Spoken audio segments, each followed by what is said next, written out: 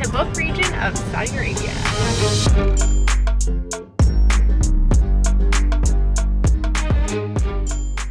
The TABUK province covers the northwest corner of Saudi Arabia. The Red Sea borders the western side, and Jordan is found to the north. History of the province dates back 5,000 years, but TABUK is also the home of futuristic project NEOM. A backpacking trip to Jordan in 2012 inspired us to come back to this region of the world. With the border only 40 kilometers away, it's no surprise that the TABUK province reminds us so much of Wadi Rum. All right, Ashley's letting me drive again. We're gonna head west to Al-Bad. There's a wadi in there that's supposed to be pretty. And what else is happening? I heard there's a seaplane that's been wrecked, Catalina seaplane we gotta track down.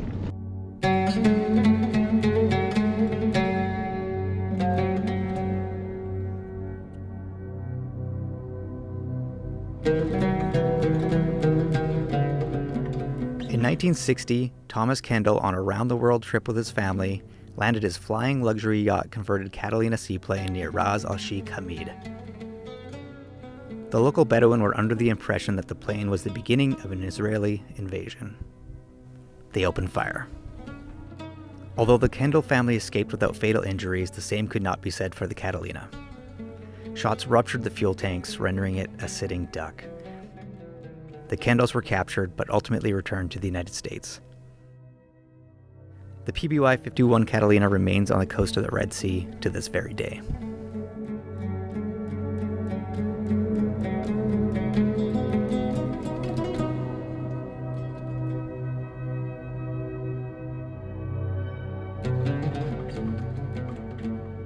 We are now heading south from the Catalina seaplane. A long way to go, so we topped up on fuel.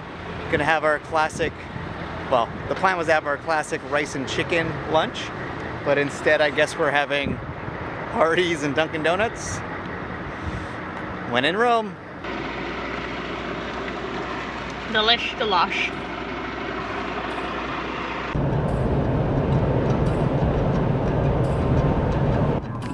Marcelo's been talking about these railroad tracks or abandoned rail cars out here in the desert, and he's quite excited about them.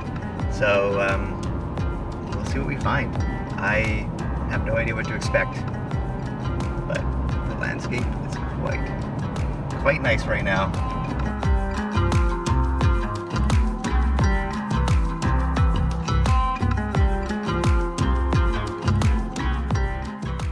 The Ottoman Hejaz Railway, built from 1900 to 1908, covered the 1,600-kilometer distance from Damascus to Medina. This railway was a means for pilgrims to easily reach the two holy cities of Medina and Mecca, although the final planned section to Mecca was never realized. The Hashemite ruler of Hejaz at the time, Sharif Hussein, joined the British to push the Ottomans out of the region.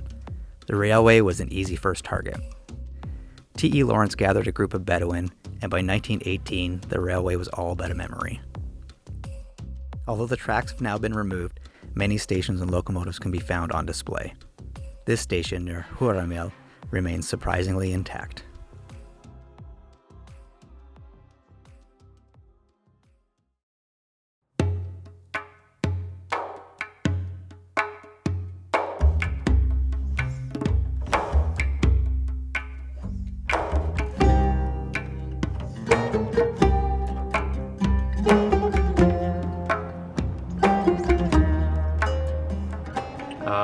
So we started seeing these road signs for monkeys, and I'm like, that can't be true, right? Yeah. I don't know what these bad boys are exactly, but... It's like a monkey gang.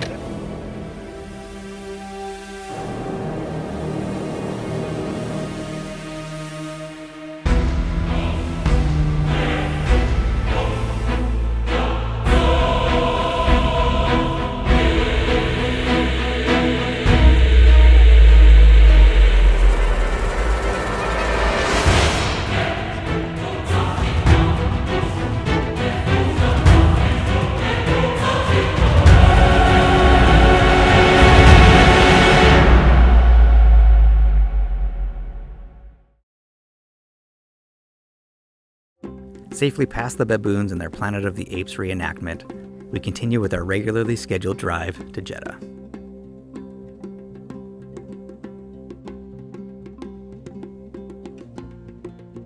we just got to the border of the old town of Jeddah, and we've stopped by some food at Wahbah, and we ordered, I'm not sure what exactly, but I think we're getting hummus and some beans and some tea, and we should see it. It'll be a bit of a surprise.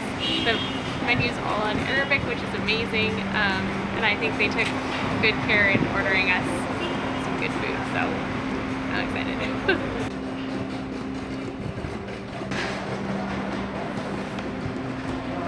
Look at these nerds. Yes, I mean all of you. Shukran. Shukran. Got that hummus. Yum. We have hummus. I think we ordered too much food by accident. But you can't get hummus like this at home.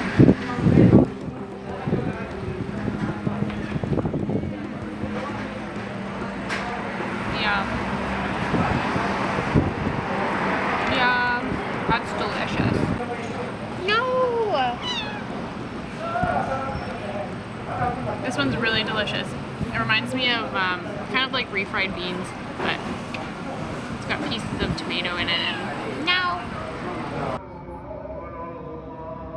The call to prayer can be heard echoing between the Red Sea coral buildings of Al Balad, Jeddah's old town.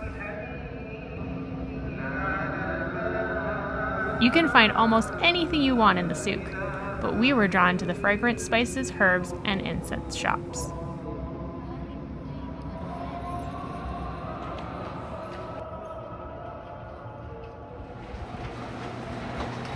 I honestly don't know where we're going.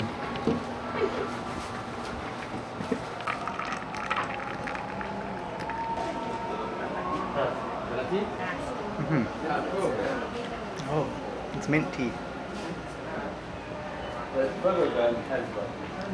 It's quite good.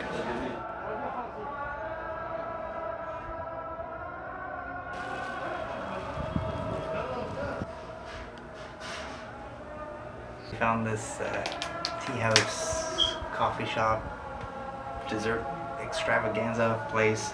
I'm not sure what it is. Look at this. Yeah.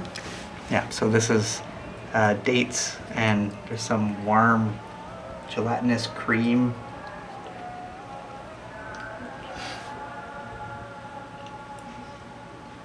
It was really good.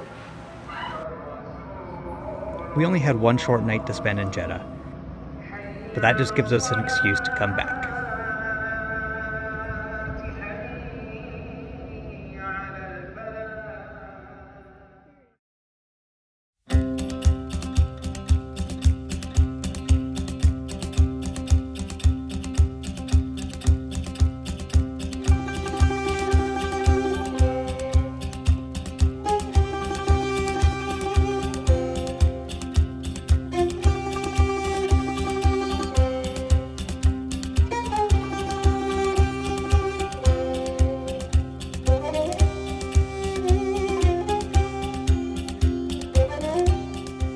We're still making our way towards the Al Wahbah crater, but of course it's lunchtime, so got a restaurant here, and I'm pretty sure we're getting some chicken and rice.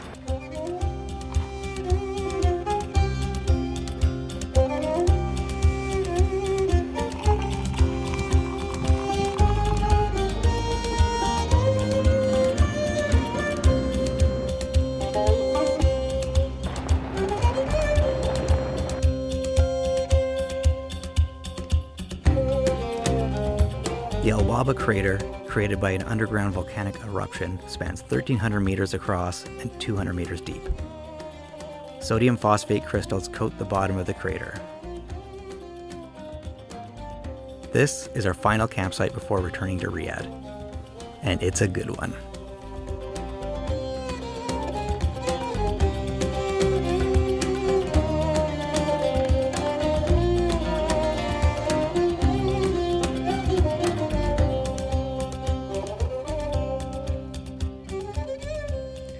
After 3 weeks and 5,500 kilometers, we barely scratched the surface of Saudi Arabia, its landscape, and its culture.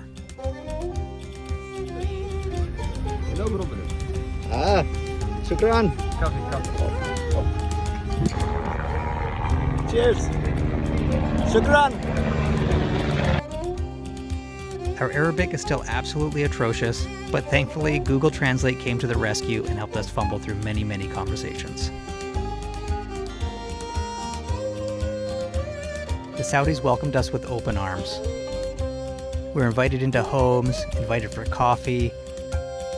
We had Uber drivers refuse payment, and constantly heard, "Welcome to Saudi Arabia." We're itching to spend more time here, but next time we'll ship our own truck, spend more time studying Arabic on Duolingo, and slow way, way down. One thing we'll do exactly the same is avoid those baboons like our lives depend on it.